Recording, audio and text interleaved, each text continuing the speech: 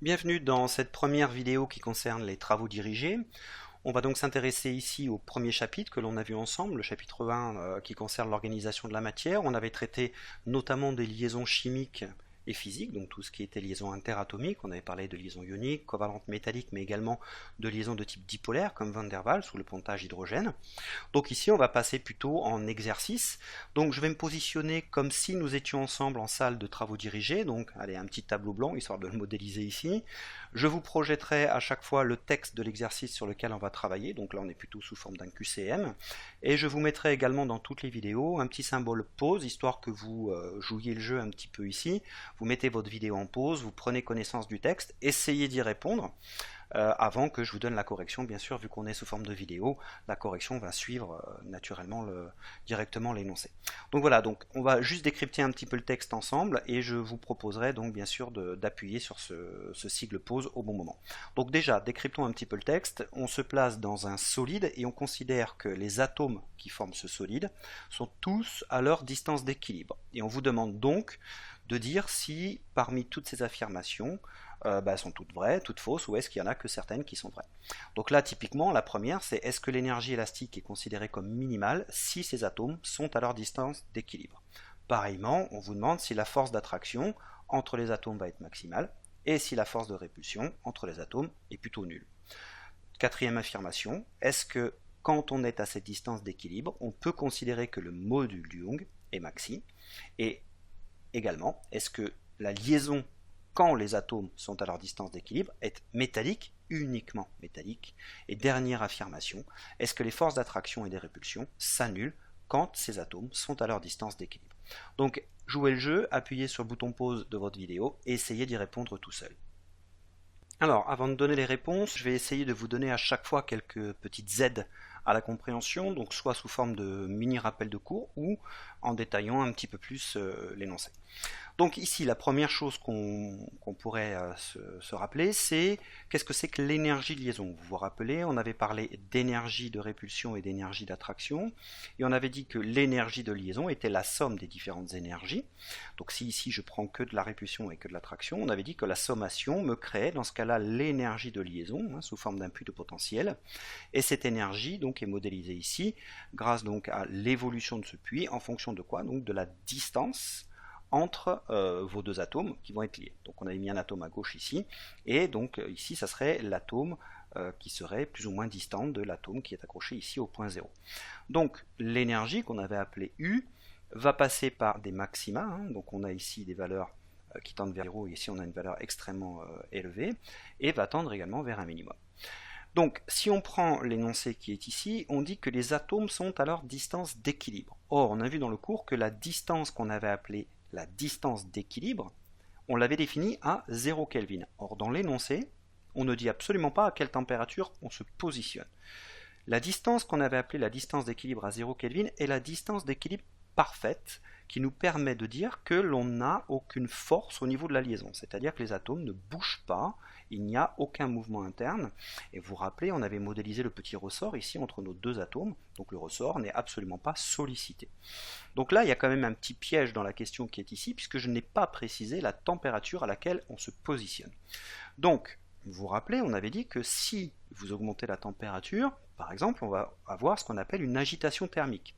Cette agitation thermique fait que la position d'équilibre, que je vais appeler ici R0 dans le diagramme U en fonction de R, donc j'ai juste remplacé le mot énergie ici par son symbole U, et la distance ici par R, donc la distance entre les différents atomes donc qui sont ici à l'équilibre. Le R0, c'est donc bien la position d'équilibre à 0 Kelvin. Mais sous agitation thermique, vous vous rappelez que cette agitation va créer un nouvel état d'équilibre à la température donnée. On avait dit qu'on avait une dilatation du matériau qui allait se mettre en place, et cette dilatation allait engendrer en gros une modification de la position d'équilibre, donc allait légèrement donc, décaler la distance entre atomes. Donc là, il faut quand même se souvenir que je n'ai pas précisé la température à laquelle on se positionnait. Donc ça peut peut-être moduler un tout petit peu nos réponses ici au niveau des différentes possibilités qui nous sont offertes. Donc, si je vais maintenant un tout petit peu plus loin, je vous rappelle que l'énergie U, quand vous la dérivez, vous obtenez la force. Donc ici, c'est la courbe qui est en bleu. Donc, vous vous rappelez, hein, l'énergie, quand je la dérive, j'obtiens donc la force. Cette force est nulle quand l'énergie est minimale, donc quand je suis à l'équilibre parfait, et la force va légèrement augmenter, donc le ressort va avoir une force interne dès qu'il va être sollicité, d'un point de vue mécanique ou thermique, et quand la force était maximale, bien sûr, on avait rupture de liaison. Ensuite, le S qui était ici, je vous rappelle, c'était la raideur de liaison, et on avait dit que cette raideur, c'était la dérivée de la force. Donc, bien sûr, quand je dérive l'énergie, j'obtiens la force, quand je dérive la force, j'obtiens la raideur. Et donc, bien sûr, ma raideur sera ici maximale quand ma force est nulle, donc quand mon énergie est minimale, pardon, ici, et ma raideur va tendre vers 0 ici, bien sûr, quand ma force sera max, c'est-à-dire quand vous aurez la capacité à casser votre liaison. Donc voilà un petit rappel de ce qu'on avait dit préalablement, et on va essayer de garder en tête ce qu'on vient de dire ici pour répondre aux différentes questions. Pour répondre donc à cette affirmation, l'énergie élastique est minimale, alors je pourrais déjà me simplifier la tâche en disant voilà, je vais considérer que j'ai aucune sollicitation sur mon matériau et je me positionne en plus à 0 Kelvin. Donc je n'ai aucune agitation thermique interne. Donc si j'écris ça, je me positionne donc directement à l'énergie élastique de liaison et je la vois à son minimum au niveau du puits d'énergie.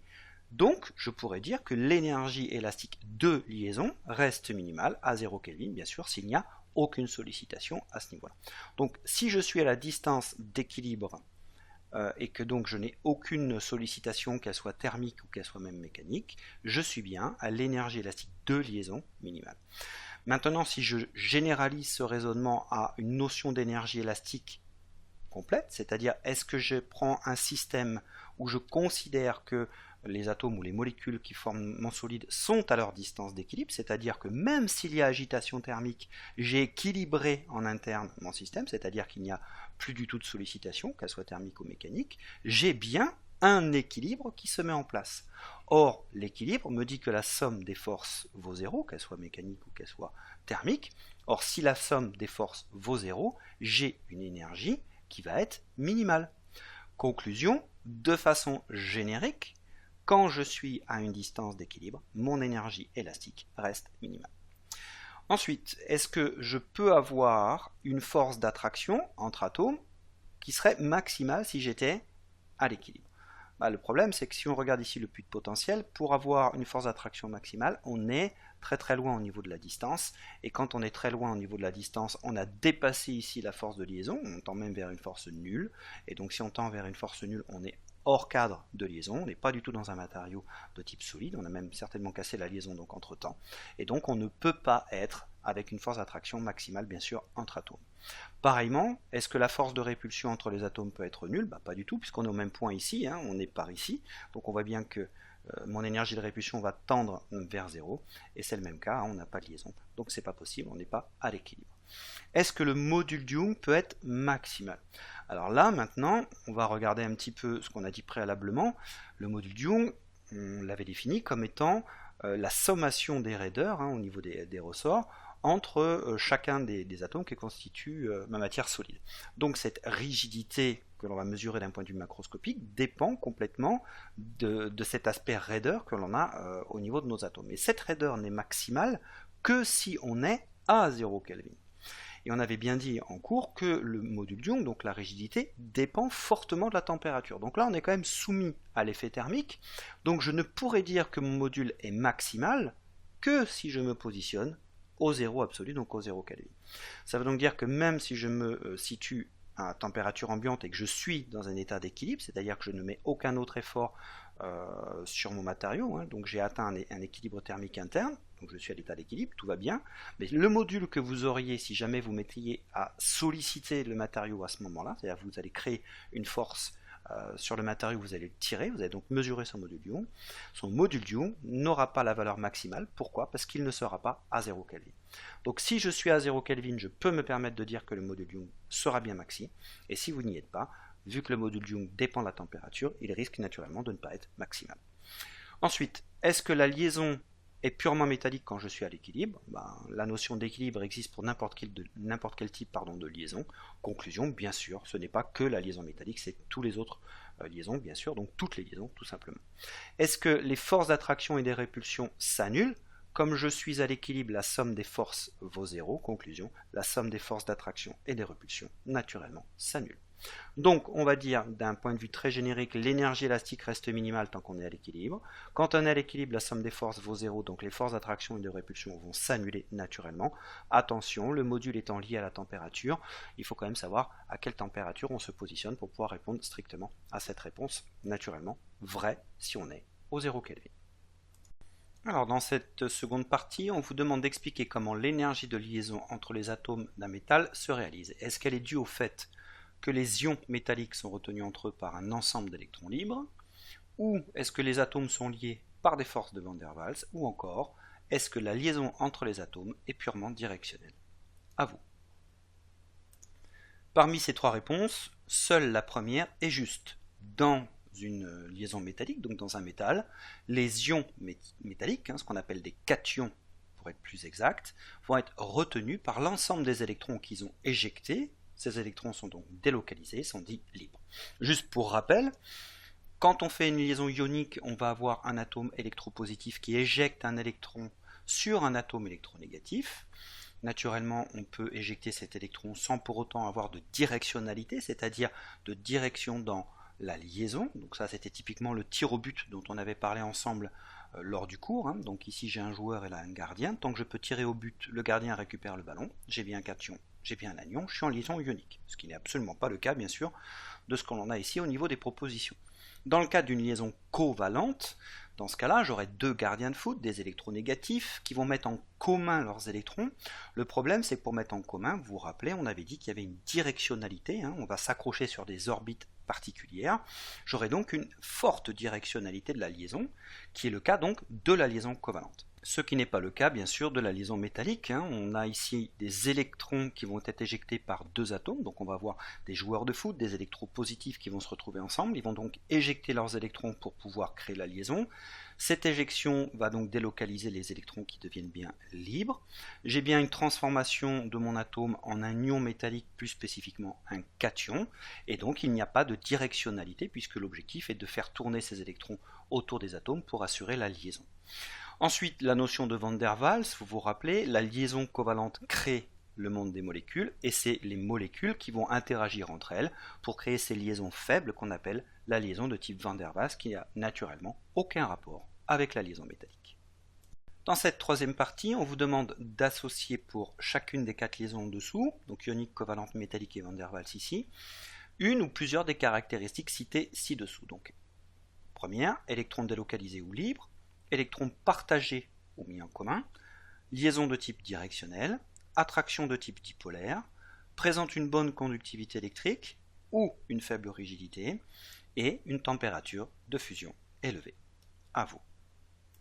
Naturellement, on va utiliser ce qu'on vient de voir précédemment dans l'exercice 2, quand on a fait le résumé de ces quatre types de liaisons. Donc l'électron délocalisé ou autrement dit libre, bien sûr, c'est la liaison de type métallique. Les électrons vont être partagés ou mis en commun, rappelez-vous, commun covalence, donc c'est la liaison naturellement covalente. La liaison sera directionnelle, on l'a explicité, on ne sera directionnel que si on met en commun via des orbites bien particulières. Alors je ne parle pas ici du pontage hydrogène où on a quand même une certaine directionnalité, mais je n'ai mis que Van der Waals, je n'ai pas parlé de l'hydrogène. Donc parmi ces quatre liaisons, la seule qui peut avoir une directionnalité forte, c'est la covalente. Ensuite, on parle d'attraction de type dipolaire. Vous vous rappelez, dipolaire, on va avoir des pôles plus ou moins par différence de potentiel au niveau de nos molécules, par exemple. Or, l'attraction dipolaire, c'est une attraction de type Van der Waals, donc on est bien ici avec Van der Waals. La conductivité électrique ne peut exister que si les électrons sont libres, donc c'est la liaison métallique qui nous permet la conductivité électrique. La faible rigidité, à qui l'associer? Vous vous rappelez, en cours, on avait dit qu'on avait trois liaisons fortes, ionique, covalente, métallique, et deux types de liaisons faibles, Van der Waals et pontage d'hydrogène. Or, qui dit forte énergie, dit automatiquement des forces et des raideurs de liaison élevées. Qui dit faible énergie, d'office, de faible force de liaison et de faible rigidité. La seule liaison faible qui existe ici, c'est la liaison de type Van der Waals. Donc, vous allez associer la faible rigidité à la liaison de type Van der Waals. Concernant les températures de fusion, elles ne seront élevées que si les énergies de liaison seront élevées. Or, on a bien la ionique, la covalente et les métalliques qui sont des liaisons fortes. Or, la liaison ionique est plus forte que la liaison covalente et la liaison métallique. Donc, même si on va dire que les trois auront des températures de fusion élevées par rapport, bien sûr, à la liaison de Van der Waals, la ionique sera quand même plus élevée que la covalente, qui, elle, sera plus élevée que la métallique. Ici, on vous demande de regarder donc l'énergie de cohésion entre atomes, donc la courbe U qui est ici en fonction de D, la distance interatomique, et plus précisément de focaliser votre attention sur 5 zones, notez A, B, C, D et F, donc A qui est ici, B qui est ici, C, faites attention, c'est la pente de la courbe qui est ici en gras, D sera le rayon de courbure de la courbe de U au point particulier qui est ici, et F sera la pente maximale de U dans la zone qui est décrite ici. Et on vous demande d'associer donc ces 5 parties, A, B, C, D, F, à un des choix ici proposés dans la liste, sachant que vous avez réellement 9 choix, le 10e étant aucune de ces réponses, donc pour l'associer correctement à un de ces 5 paramètres ou une de ces 5 zones. Donc vous allez mettre dans ce tableau, A correspond à telle affirmation, B à telle affirmation, etc. Donc je vous laisse appuyer sur zone, et c'est à vous maintenant d'essayer de réaliser ici la correction de cet exercice. Alors je vous propose de regarder en fin de compte chacune des affirmations et essayer de l'associer à une des lettres qui est ici. Alors la distance interatomique au zéro absolu. Bon là c'est assez simple, on l'a suffisamment travaillé il me semble. On sait que c'est la distance entre bien sûr l'atome qui est ici et l'atome qui serait à une position idéale au 0 Kelvin. Donc ça correspond au point B qui est ici naturellement, donc à la zone B qui est décrite entre le point 0 sur D et la distance que nous on avait appelée le R0, donc la distance d'équilibre. Donc là comme je suis en D, j'aurais appelé ça D0. Donc pour B, j'associe le 1. La distance interatomique à la température de fusion. La température de fusion, je vous rappelle qu'on avait dit que c'était au moment où on arriverait au point d'inflexion qui est ici, donc à la zone qui est ici, qui correspondrait en fin de compte à la force maximale. Je vous rappelle que si je dérive U, j'obtiens la force, et quand je vais dériver la force, donc je vais essayer de le dessiner ici assez proprement, je vais obtenir quelque chose, vous m'excusez, je ne peux pas faire de courbe, donc quelque chose qui serait comme ça, et je sais que quand je vais arriver dans la zone qui est ici, j'ai bien la force maxi, et cette force maxi correspond ici à la partie de changement de courbe de U dans la zone qui est ici, qui correspondrait d'ailleurs à la pente max qui est là. Et donc je sais qu'en ce point, je vais détruire la liaison, j'ai la raideur qui va disparaître à ce moment-là, et c'est comme ça qu'on bascule d'un point de vue thermique de la partie solide à la partie liquide. Donc est-ce que la distance interatomique à la température de fusion est symbolisée ici en termes de réponse A, C, D ou F, puisque B on y a déjà répondu. Donc si je prends ici la pente de la force, je vous rappelle que quand on parle de pente, on parle de dérivée, ça veut dire que je vais dériver U, et si je dérive au point maximal de cette pente, je vais obtenir la force max qui est ici. Donc ce n'est pas une distance interatomique, ça va être une notion de force. Donc ça sera la dérivée de U, donc ce n'est pas directement la distance interatomique, même si on se retrouve bien au même point. Donc je dirais que 2, je ne peux pas l'associer directement, puisqu'on me parle de distance, donc ça aurait été plutôt quelque chose que j'aurais pu écrire de cette façon-là, c'est-à-dire si j'avais trouvé une lettre qui était comme ça, par exemple, je sais pas, un E qui m'aurait donné ça, donc la distance qui est ici, j'aurais pu l'associer à ceci. J'aurais pu dire que ça, c'est la flèche que j'ai notée là. Donc ce n'est pas ce point-là, absolument pas. Donc, je continue. Température de vaporisation. La température de vaporisation, c'est la température qui me permet de détruire toute l'énergie de liaison pour passer dans un état gazeux, c'est-à-dire passer de l'état solide à l'état gazeux. Donc, je ferai par exemple une sublimation. Et pour ça, je dois être capable de supprimer toute l'énergie qui est ici. Donc, je prends l'énergie qui est là. Je vois que pour la ramener à zéro, c'est-à-dire pour perdre la liaison, je dois donner toute l'énergie qui est ici. Or, ça correspond bien à la zone qui est décrite par le point A qui est ici, donc pardon, par la double flèche A qui est ici. Donc si je suis capable de passer de 0 Kelvin à une certaine température qui me permet d'arriver à aucune liaison potentielle, j'ai bien vaporisé le système. Donc l'affirmation 3 va correspondre à l'écart d'énergie qui est ici, je suis bien le long de U, donc au point A. Alors, à quoi associer l'énergie de déformation élastique? Je vais reprendre exactement ce qu'on a dit préalablement, et puis ce qu'on avait dit en cours. La zone qui est en deçà de la partie qui est montrée ici par la verticale rouge, donc à gauche de la partie pente maximale qui est ici, m'assure une liaison à l'état solide. Donc tant que je n'ai pas dépassé cette zone, je ne vais pas casser ma liaison. À partir de ce moment-là, je reste donc dans le puits de potentiel, très très proche de la position d'équilibre, et je vais donc maintenir ma liaison, et je vais donc avoir un comportement de type élastique. Donc tant que je n'ai pas dépassé ce point-là, je reste dans le comportement élastique. Or, on vous parle ici d'énergie de déformation. Ça veut dire que c'est quelque chose qui doit être marqué le long de U. Donc si j'avais eu quelque chose qui avait été dessiné comme ça, par exemple, j'aurais pu dire la zone qui est ici me donne la limite du comportement, on va dire élastique, dans le sens de non-rupture de liaison. Je vous rappelle que quand on a rupture de liaison, on a deux modes possibles d'un point de vue mécanique, soit vous la cassez, soit vous passez en plasticité. Donc en gros, vous êtes arrivé à la limite élastique. Donc là, ici, à ce niveau-là, ce qu'on avait appelé nous également l'énergie nécessaire à la fusion, donc l'énergie nécessaire à la rupture de liaison, je peux le voir d'un point de vue mécanique et dire que ça correspond globalement également à la capacité à engendrer la rupture de liaison d'un point de vue mécanique, donc de quitter le mode élastique, qui est donc la zone ici proche du puits de potentiel. Donc, vu qu'on n'a pas de lettre associée à cette flèche, je ne peux donc pas l'associer naturellement à la partie 4 qui est ici. La partie modulaire maintenant, le module Young. Vous vous rappelez, on avait dit que le module Young c'est lié à la sommation des raideurs interatomiques, et on avait également dit que la raideur était maximale quand j'étais au niveau de la distance d'équilibre, donc au point qui est ici, et on avait également dit que la raideur c'était la dérivée seconde de U, donc c'est la dérivée de la courbe qui est ici en son point. Or en cours, on a dit que la dérivée seconde correspond à la courbure de la courbe. Or la courbure c'est l'inverse du rayon de courbure, et plus le rayon de courbure, c'est-à-dire plus votre puits ici est pointu, plus le rayon de courbure est petit, conclusion, plus la courbure sera grande, donc le module Young sera élevé.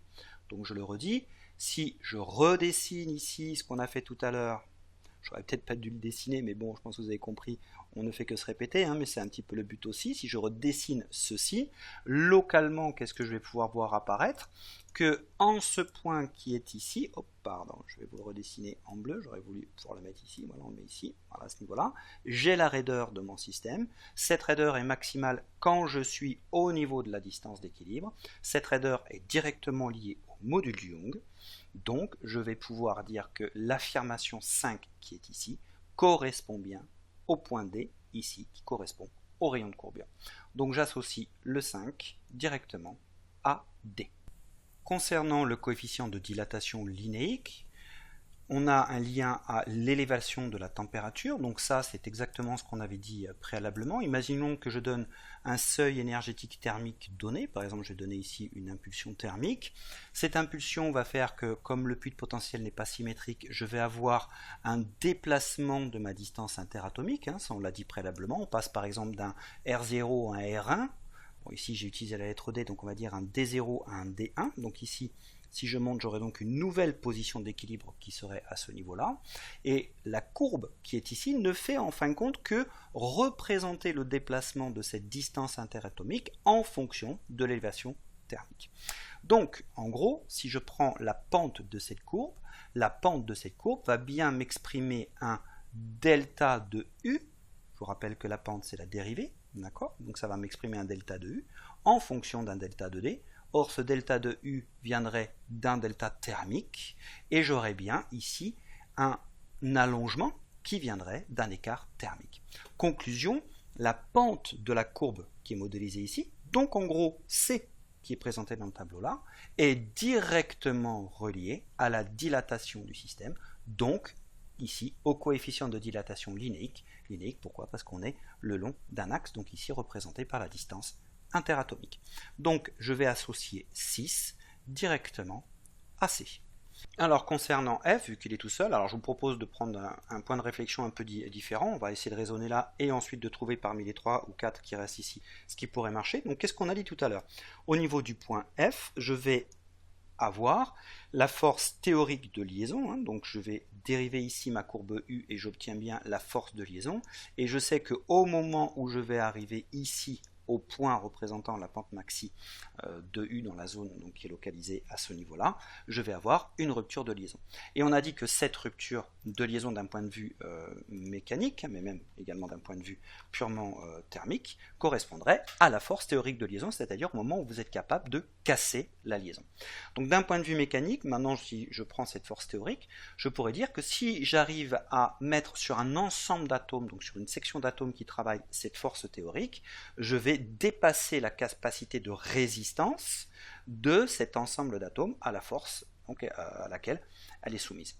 Donc, si je parle de résistance théorique, je vais dire que cette résistance théorique correspond à la limite d'élasticité en traction du système, donc ça ressemblerait à ce qui est marqué ici, à savoir la résistance théorique à la traction, sous-entendu, attention ici, élastique, c'est-à-dire que j'aurai rupture de ma liaison à ce moment-là.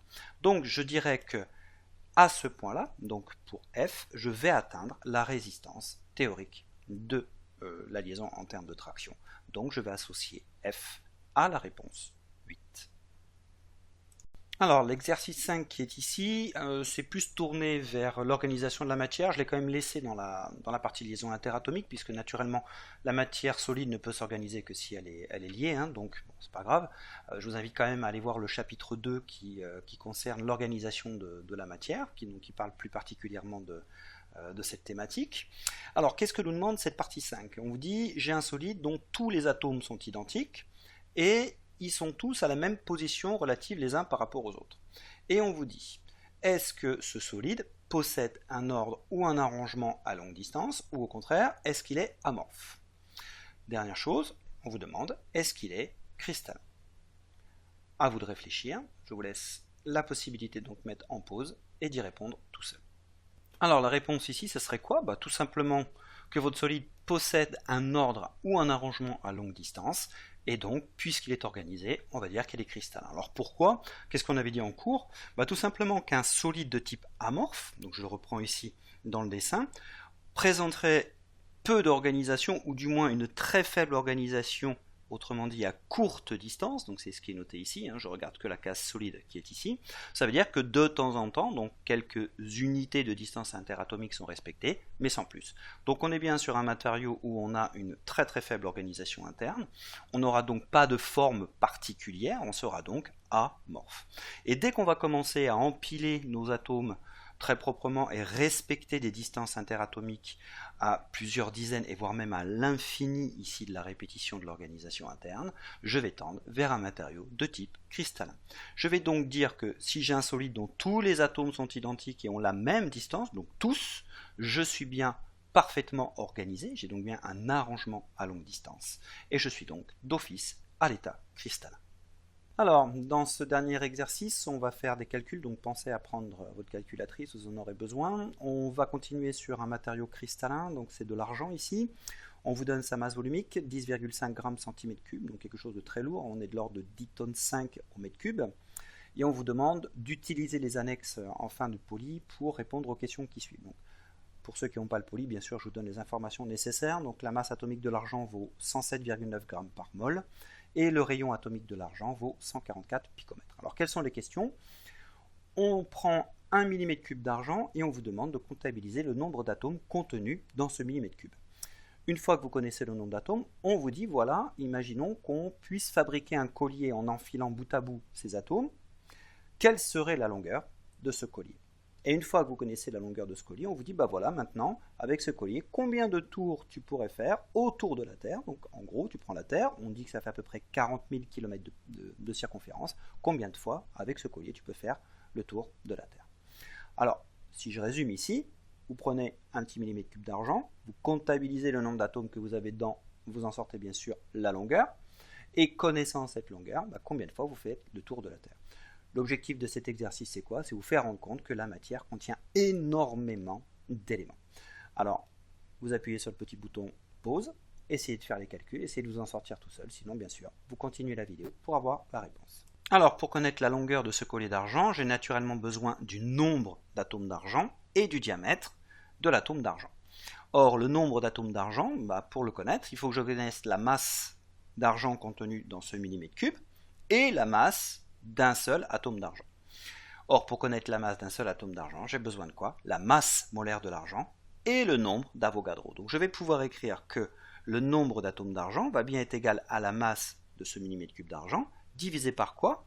La masse molaire de l'argent divisé par le nombre d'Avogadro, puisqu'ici j'ai bien la masse d'un seul atome d'argent. Je vais donc ensuite devoir calculer la masse de l'argent. Or la masse de l'argent je ne l'ai pas, donc j'ai besoin de qui? De la masse volumique et du volume de cet argent. La masse volumique on vous l'a donné ici. Le volume, on vous l'a donné, c'est 1 mm3. J'ai donc bien accès directement à cette masse contenue dans 1 mm3 d'argent. Maintenant, j'ai plus qu'à remplacer dans cette écriture littérale les valeurs numériques. Faites attention tout simplement par contre à bien mettre les mêmes unités. Attention, ici je suis en centimètres cubes, ici je suis en millimètres cubes. Donc là, il n'y a pas de problème parce que j'ai des grammes mol et là j'ai des grammes. Donc vous pouvez laisser s'il le faut ici en grammes. D'accord? Donc il n'y aura pas de problème. Alors pour pouvoir passer à l'application numérique, on a naturellement besoin de la masse molaire atomique de l'argent et du rayon atomique de l'argent ici, comme je l'ai donné tout à l'heure.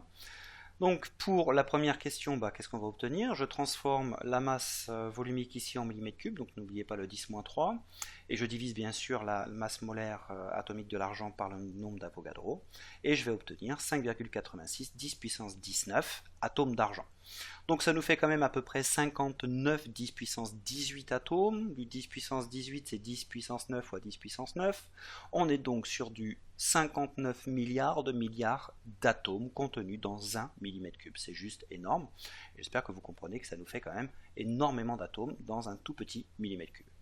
Maintenant, si je veux calculer cette longueur, il suffit maintenant que j'utilise le chiffre qui est ici, que je multiplie par le rayon 2 fois. Donc le diamètre, bien sûr, c'est 2R. Donc je vais ici faire ce chiffre multiplié par 2 fois le rayon. Faites attention, le rayon, il est donné en picomètres. Donc je vais les transformer ici en kilomètres. Donc le picomètre, je vous rappelle que c'est du 10-12 mètres, donc je suis bien en 10-15 km, ce qui va nous donner à peu près 17 millions de kilomètres. C'est-à-dire que si vous prenez ce petit millimètre cube d'argent, que vous mettez tous les atomes à la queue leu ici, vous allez obtenir un fil ou un collier qui sera long de 17 millions de kilomètres. Nous pouvons maintenant répondre à la dernière question, à savoir combien de tours on va être capable de faire autour de la Terre avec ce collier. Donc naturellement, il suffit de diviser la longueur de ce collier par la circonférence de la Terre, et on obtient 422 tours. Ça veut dire qu'avec ce petit millimètre cube d'argent, si vous prenez l'ensemble des atomes et que vous les mettez bout à bout, vous faites plus de 420 fois le tour de la Terre. Sachant que la distance Terre-Lune est un peu en dessous de 400 000 km, en fin de compte, vous pouvez faire le calcul, vous trouverez la distance sur Internet, vous ferez 44 fois la distance Terre-Lune. Voilà, donc juste pour vous dire qu'on a énormément d'atomes, bien sûr, dans un petit millimètre cube de cette matière argent, donc que la matière est extrêmement compacte. Voilà, j'espère que ce TD vous aura aidé à mieux comprendre la liaison interatomique. N'hésitez pas à aller voir le chapitre 1, bien sûr, qui concerne l'organisation de la matière, l'architecture interne, notamment en termes de liaison interatomique. Et naturellement, vous pourrez passer maintenant au prochain TD. Allez, à bientôt.